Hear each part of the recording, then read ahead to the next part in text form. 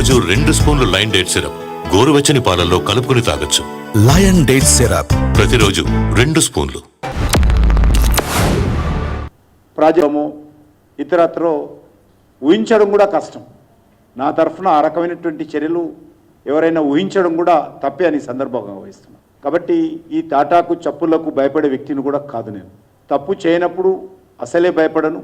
వైఫల్యాలను, అవాస్తవాలను, అసమర్థతను నా మీద రుద్దితే అది మంచిది కాదు. నా మీద రుద్ది తప్పించుకునేటువంటి కుట్ర రేవంత్ రెడ్డి గారు తన వైఫల్యాల నుంచి చేస్తూ ఉన్నారు.